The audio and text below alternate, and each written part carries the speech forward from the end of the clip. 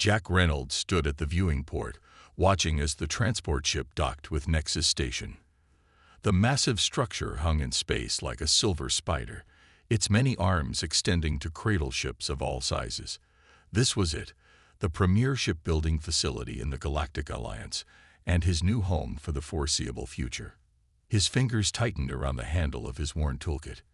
Inside were tools passed down from his grandfather, alongside devices he had built himself. The other passengers, mostly tall Varn with their blue-tinged skin and serious eyes, gave him a wide berth. One of them sniffed loudly as they passed, as if the very smell of a human offended them. Jack ignored them. He was used to it by now. Humans were newcomers to the galactic stage, barely a century into space travel, while the Varn had been crossing the stars for over 1,000 years. Engineer Reynolds. A voice crackled over his personal comm. Report to Bay 12 for project orientation immediately. No welcome. No directions. Typical. Jack made his way through the gleaming corridors of Nexus Station, following the holographic signs. Other engineers and techs hurried past, most not bothering to look at him. Those who did showed only curiosity or mild disgust. Humans were rare out here, especially in high-level engineering projects. Bay 12 was enormous. A partial skeleton of what would become the Alliance's new flagship dominated the space. Teams of engineers swarmed around it like bees, their voices echoing in the cavernous room. Ah, the human arrives. The voice was cold and mocking. Chief Engineer Rovik, a Varn with elaborate rank markings on his uniform, stood at the center of a group of senior engineers. I was beginning to think Earth couldn't spare you. A few chuckles rippled through the assembled team. Jack stepped forward, keeping his face neutral. Engineer Reynolds reporting as ordered, sir. Rovik's eyes narrowed. Yes, the specialist. That Alliance command insisted we accept. He said the word specialist, as if it tasted bad. Tell me, human, do you understand what we're building here? The most advanced exploration vessel in Alliance history, Jack answered promptly, designed to push beyond the outer rim and... Yes, Rovik cut him off with a wave. And what exactly do you think you can contribute that my team cannot? Jack took a breath. This was his chance. I've developed some theories about improving propulsion efficiency by reconfiguring the quantum field manipulators and... Laughter erupted around him. Rovik's mouth curled into a smile that never reached his eyes. Quantum field manipulation. From an Earth engineer. Rovik picked up a datapad and made a show of examining it. Your species was still burning fossil fuels when my grandfather designed the current standard for Alliance engines. More laughter. Jack felt heat rising in his face, but kept his expression neutral. Perhaps, Rovik continued, you could assist with the waste recycling systems. I understand humans are particularly concerned with such things. The room erupted in laughter again. Jack stood his ground, though his knuckles were white around his toolkit handle. A tall female Varn stepped forward. Her uniform was different. Alliance military rather than engineering corps. That's enough. Chief Engineer. I'm Admiral Tekla, overseeing this project for the Alliance Council. The laughter died instantly. Engineer Reynolds was assigned to this project based on his credentials. He will be given appropriate duties. Her voice left no room for argument. Rovik bowed slightly. Of course, Admiral. I meant no disrespect. I'll assign him to auxiliary power systems. Jack knew what that meant. The least important, least visible part of the project. Admiral Tekla nodded once and left. As the meeting broke up, Jack found himself alone with Rovik. Listen carefully, human, Rovik said quietly. You are here because of politics, not merit. Do your assigned work, stay out of my way, and we'll all be happier. Jack nodded stiffly and walked away. But as he was shown to his tiny workspace in a far corner of the bay, his mind was already racing with ideas. They might have given him the smallest job, but he would show them what an Earth engineer could do. even if he had to do it in secret. 3 months passed quickly on Nexus Station. Jack worked diligently on his assigned systems, keeping his head down and his mouth shut.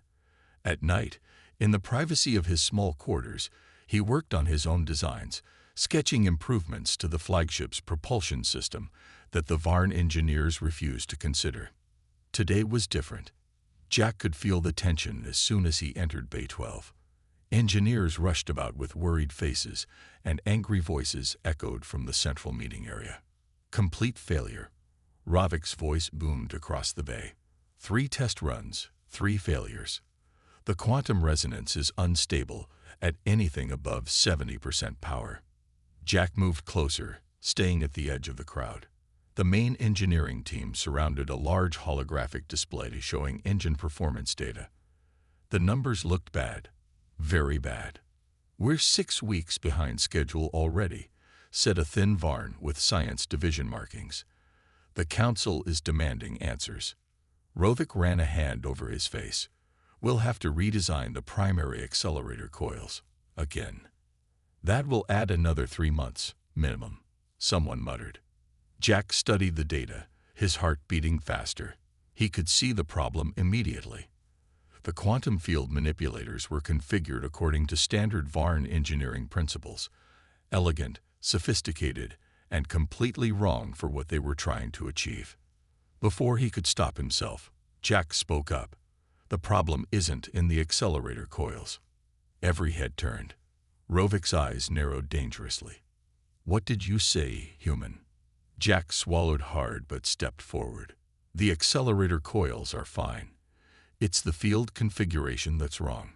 If you adjust the resonance pattern to account for the larger drive housing, you cooled." "Silence," Rovik thundered. "You dare to lecture my team on quantum field theory. The theory my people developed when yours was still figuring out basic electricity." The Varn engineers laughed, though some laughed less enthusiastically than before. They were desperate for a solution. "Return to your station, Engineer Reynolds," Rovik commanded. "Stick to the waste recycling systems where you can do no harm." Jack turned to leave, cheeks burning, when a familiar voice spoke. "I'd like to hear the rest of his theory." Admiral Tekla stood at the entrance to the bay, arms crossed over her chest. "Admiral," Rovik began, "with all due respect, this is an engineering matter fat. That is 6 weeks behind schedule and failing all its tests," she finished for him. "I believe that makes it my matter, Chief Engineer."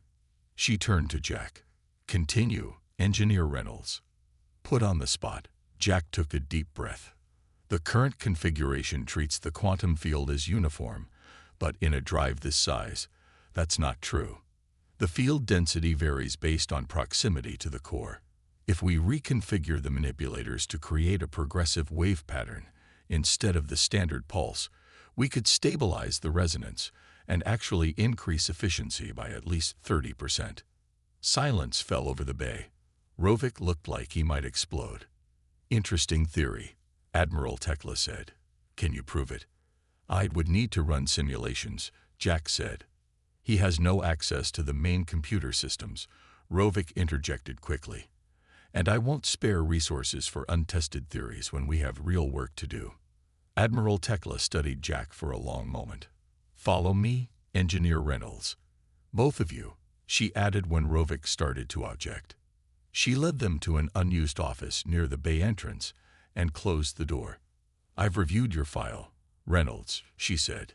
"Your ideas back on Earth were unorthodox but effective. The Alliance needs that kind of thinking." She turned to Rovik. "And we need this ship completed." "Admiral, with all respect," Rovik began. "I'm proposing a wager," she interrupted.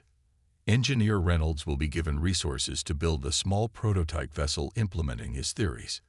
If it fails, he returns to Earth, and you proceed with your redesign. If it succeeds, I lead the flagship's propulsion redesign." Jack finished. Rovik laughed scornfully. "Agreed. The human will fail, and we can get back to serious engineering." Admiral Tekla nodded. "You have 4 weeks, Engineer Reynolds, and limited resources. I can't divert too much from the main project. Jack nodded, his mind already racing with possibilities. I'll need a small crew. Take whoever volunteers, Tekla said. But I doubt many will. As they left the office, Rovik leaned close to Jack. Enjoy your brief moment of attention, human. Soon you'll be back on Earth where you belong. Jack watched him walk away. 4 weeks to build a working prototype with minimal resources. Impossible by conventional thinking. Good thing Jack Reynolds had never been conventional. The abandoned maintenance bay at the far edge of Nexus Station was barely more than a large closet. The lights flickered, and the air recyclers made a constant wheezing sound. But to Jack, it was perfect. This is what the Admiral calls resources. Gant, a stocky Boran mechanic with gray skin and powerful arms, looked around with disgust. We can't build a toy in this junk heap, let alone a working ship. Jack smiled as he set down his toolkit. We don't need much. Just some space to work and access to basic supplies. Which we don't have, said Lyra. The slender Meridian physicist leaned against the wall, her silver eyes reflecting the dim light. She had been top of her field until a disagreement with Varn authorities had ended her career. The parts requisition system requires Rovik's approval for anything we need. I can help with that. The voice came from the doorway. A young Varn stood there, looking nervous. He was shorter than most of his kind, with simpler clothing and no rank markings. I'm Plex, junior engineer, 3rd class. Jack raised an eyebrow. A Varn.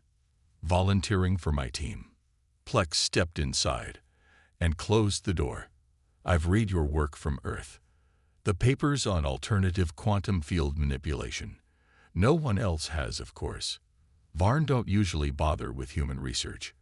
But your theories. He paused, looking both excited and frightened. They make sense. Rovik will end your career if he finds out you're helping us, Jack warned. Plex nodded. I know. But I became an engineer to build better ships, not to follow dogma. I can redirect supplies here without raising alarms, at least small amounts. Jack looked at his unlikely crew, a disgraced physicist, a gruff mechanic, and a rebellious Varn junior engineer. It wasn't much, but it was a start. First, he said, we need to clear this place up. Then I'll show you what we're going to build.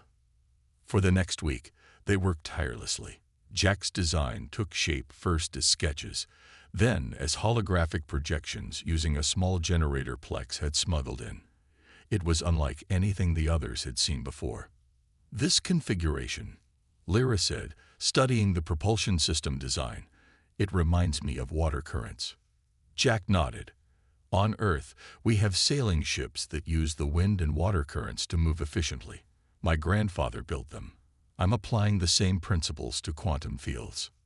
Sailing ships, Gant laughed. We're basing interstellar travel on primitive water vessels. Sometimes the oldest ideas offer the best solutions to new problems, Jack replied. By the end of the second week, they had assembled the frame of a small vessel. It was barely big enough for 2 people, but its strange design already stood out from standard Alliance ships. Instead of the usual symmetrical design, it had odd curves and fins that made no sense to conventional engineers. The quantum field flows like water, Jack explained as they worked. We need to ride it, not fight against it. Progress was slow. Parts went missing, tools broke mysteriously, and twice they found their power supply sabotage. Rovik, Lyra asked after they repaired the second sabotage attempt. Plex nodded. Almost certainly. He has spies everywhere. On the 18th day, disaster struck. Jack arrived to find the maintenance bay door open, and Gant standing inside, staring at their prototype in shock. The main quantum field manipulator, the heart of Jack's design, had been shattered beyond repair. This wasn't random sabotage, Gant growled. Someone knew exactly what to hit. Jack picked up a piece of the broken component.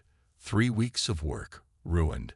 Without this part, the prototype would never function, and they had no way to get another. We should quit, Lyra said quietly. Rovik has won. Jack sat silently, turning the broken piece over in his hands. Then he reached for his old toolkit, the one from Earth. My grandfather used to say that anyone can build when they have everything they need, he said. A real engineer builds with what they have. He pulled out a small device of his own design. I think it's time for some Earth ingenuity.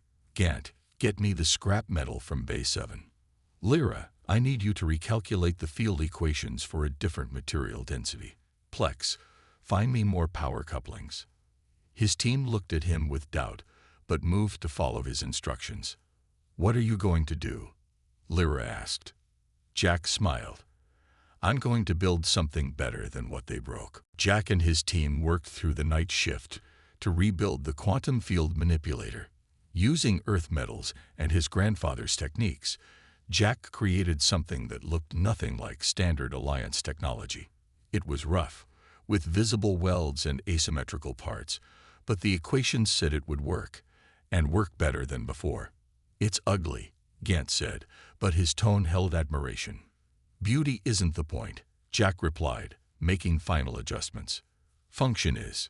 Just as they finished testing the new component, the station's lights flickered. Then they went out completely. Emergency lighting kicked in seconds later, bathing everything in a dull red glow. What's happening? Lyra asked, looking up from her calculations.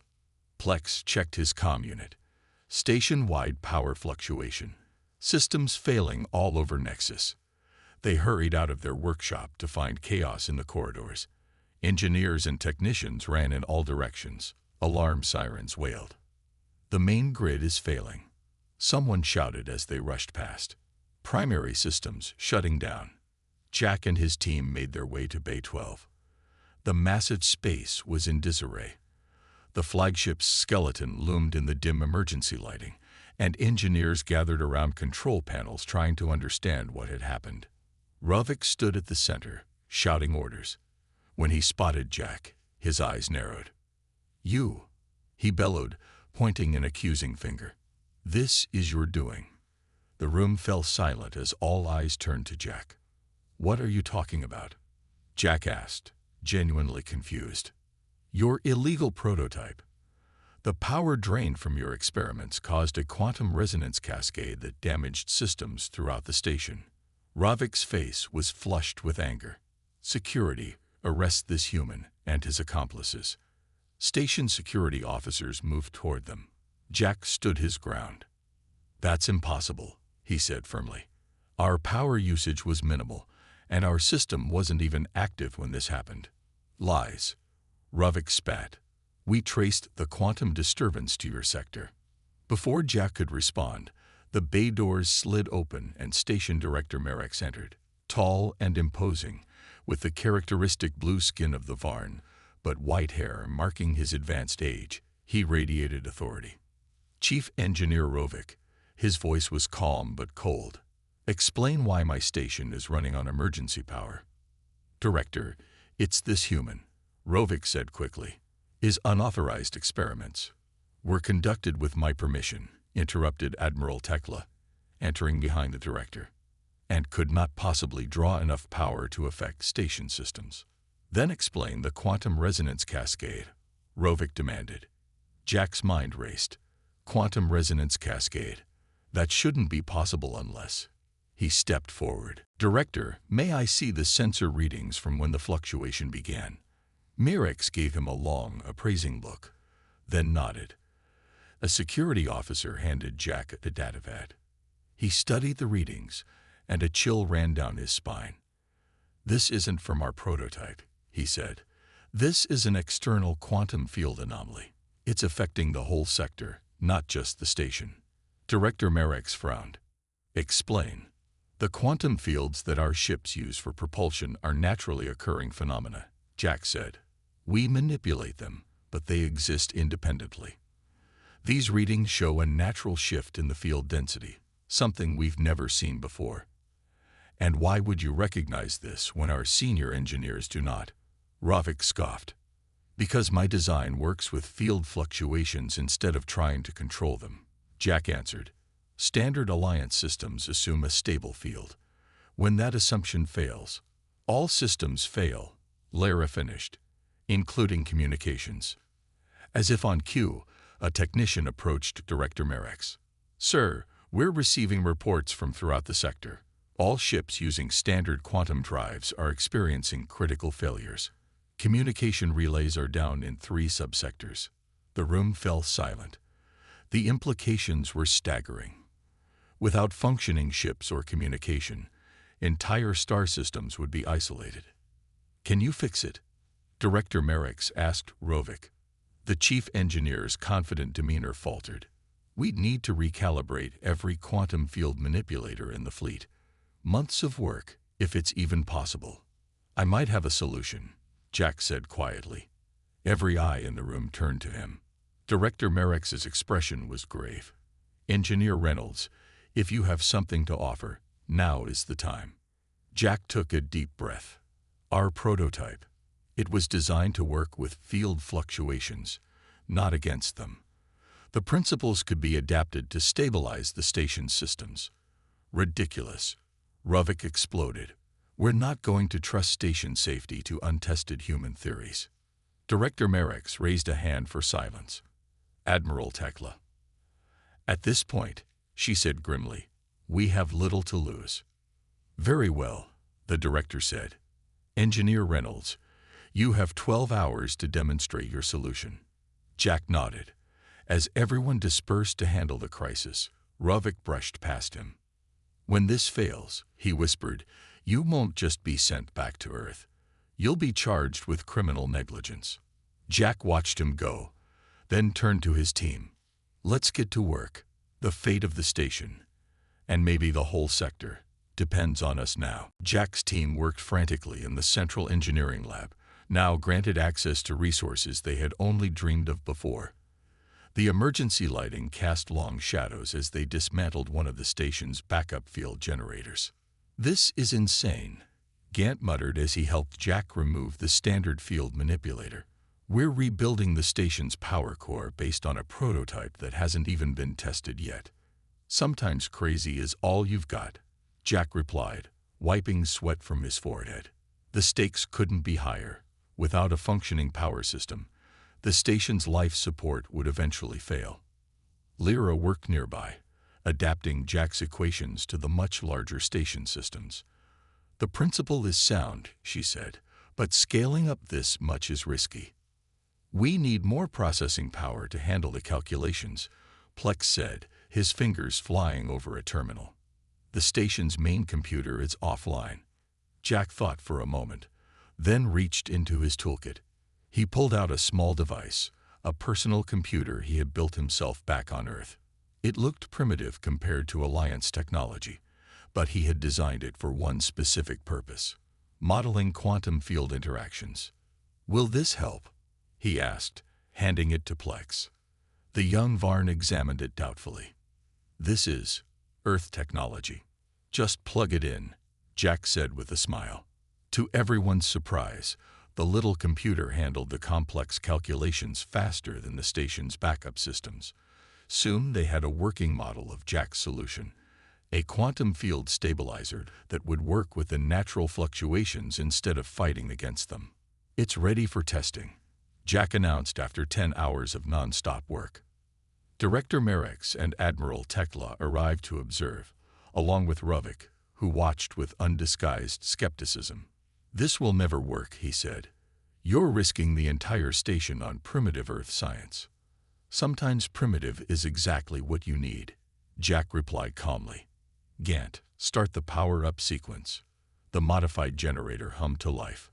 On the monitoring screens, power levels began to rise steadily. 50%, 60%, 70%.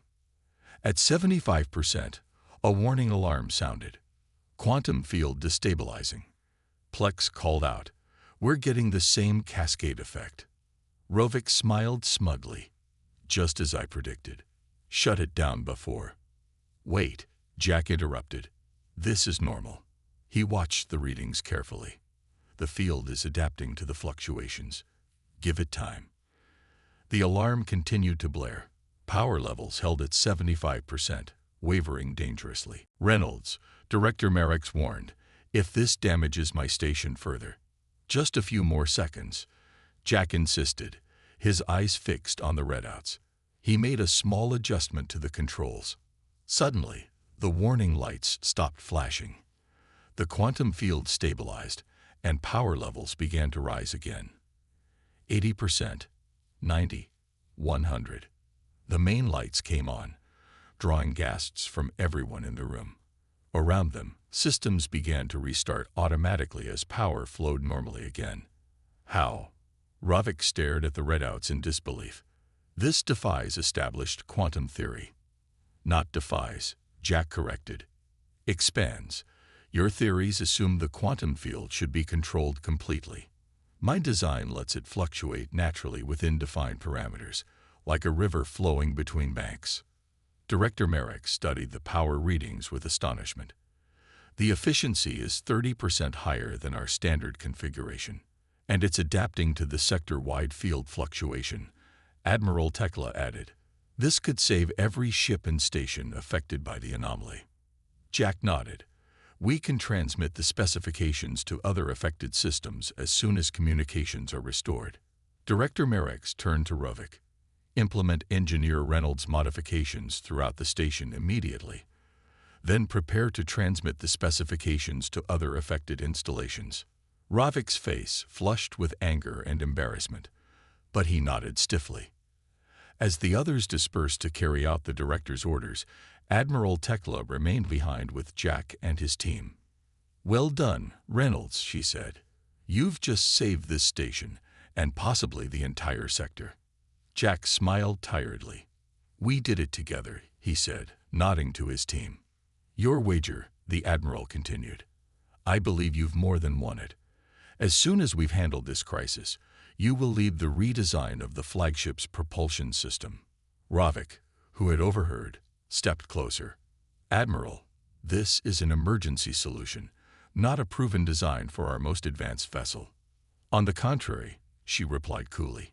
"Engineer Reynolds has just proven his design under the most extreme conditions possible." She turned back to Jack.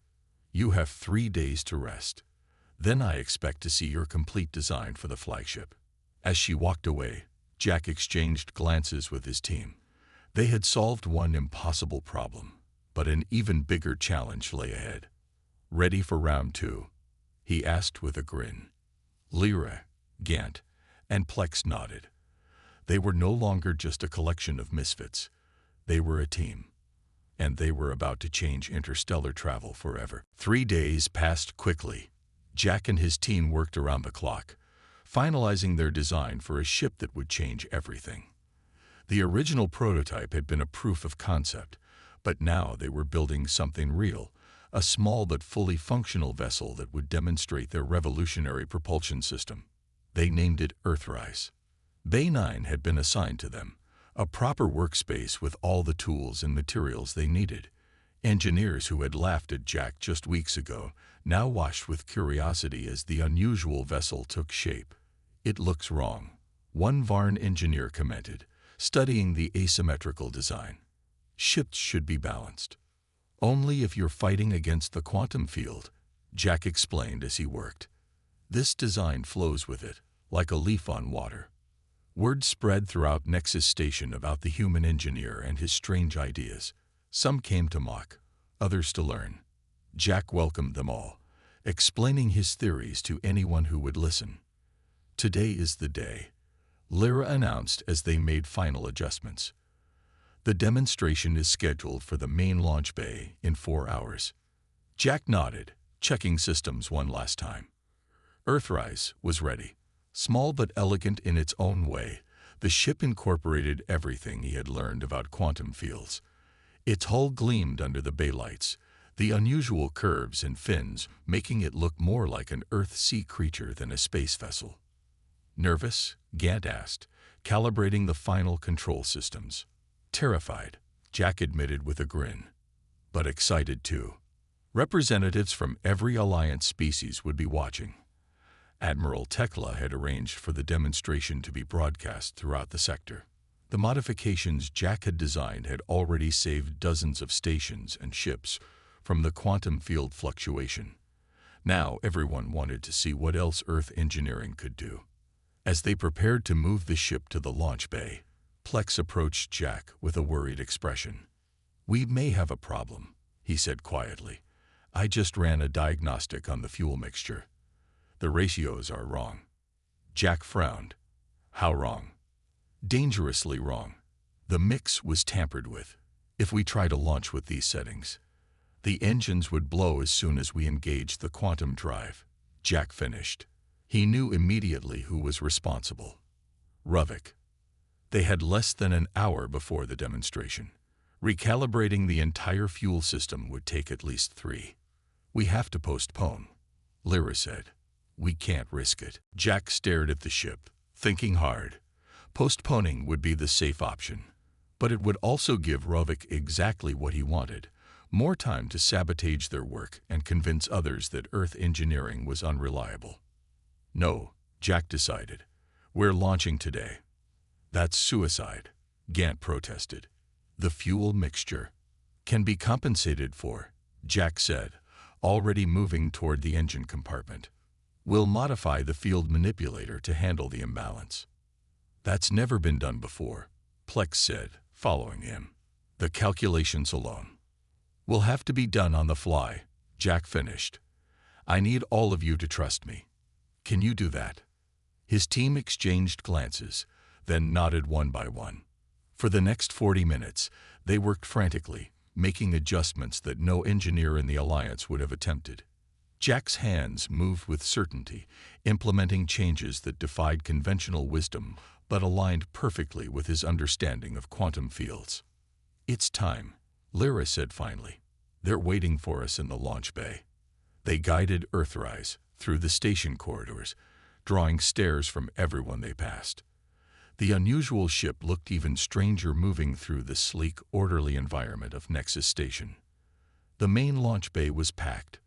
Representatives from every Alliance species stood on viewing platforms. Admiral Tekla waited near the control center. And there, watching with barely concealed anticipation of failure, stood Ruvik. "Engineer Reynolds," the Admiral greeted him. "Are you ready to proceed?" Jack glanced at his team, then at Ruvik, whose smug expression confirmed his guilt. "We are, Admiral," Jack replied confidently. "Earthrise is ready for her maiden voyage." "You've checked all systems?" she asked. "Fuel mixtures, field alignments."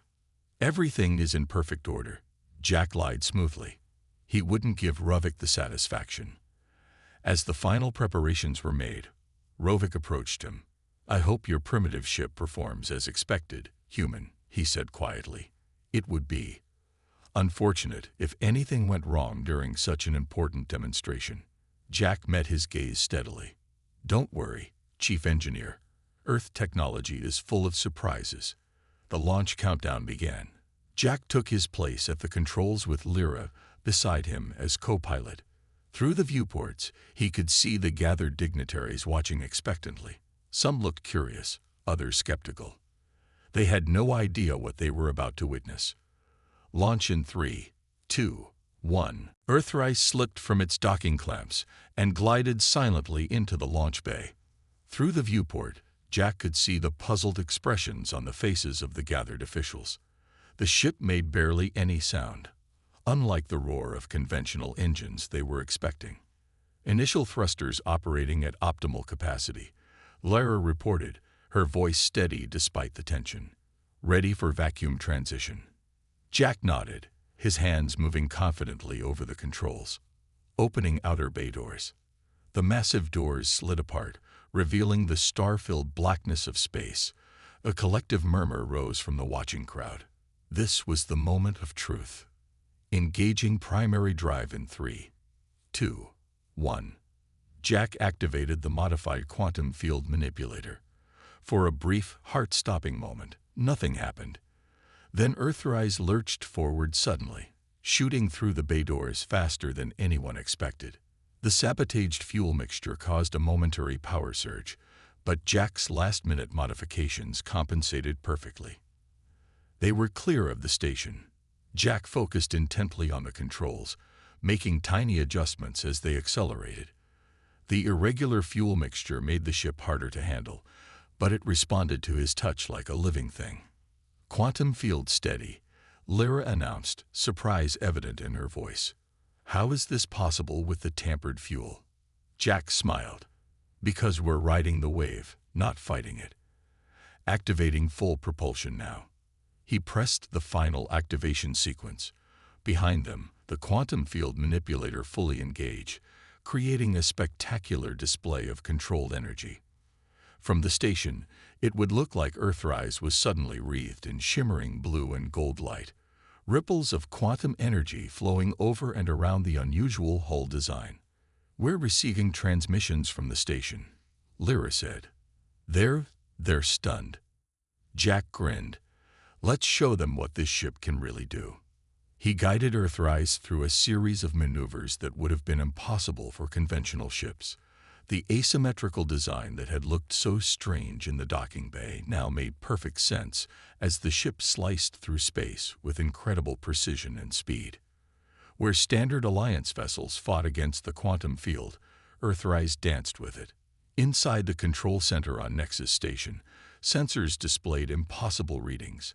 Earthrise was operating at 300%, the efficiency of standard drives, while producing zero harmful emissions.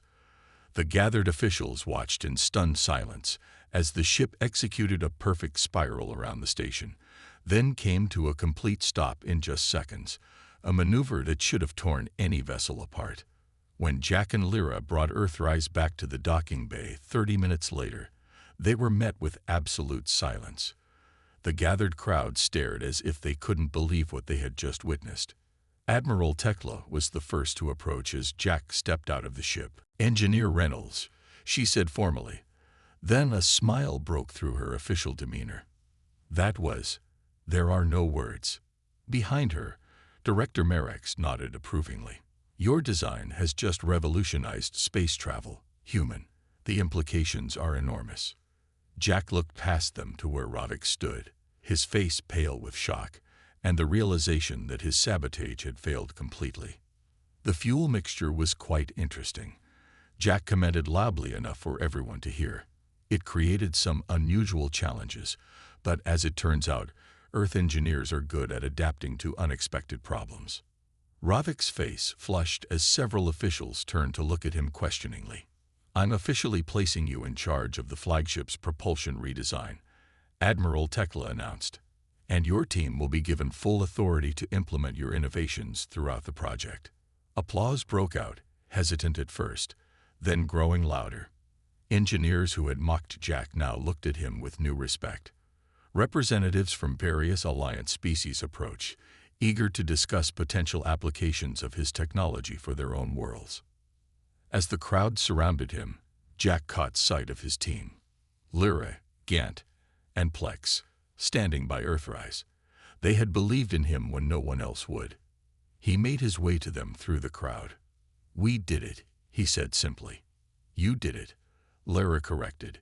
"Your Earth engineering changed everything." 1 year later, the Alliance flagship prepared for its maiden voyage.